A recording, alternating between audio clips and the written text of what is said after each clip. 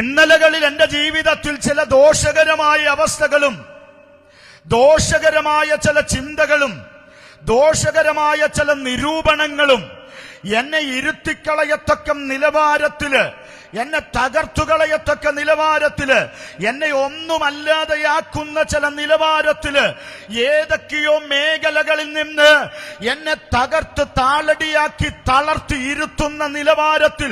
ആരൊക്കെയോ എന്റെ ജീവിതത്തിൽ ദോഷം നിരൂപിച്ചു. പക്ഷെ ഇന്ന് രാത്രിയിൽ അഭിമാനത്തോടെ ഞാൻ പറയുന്നു,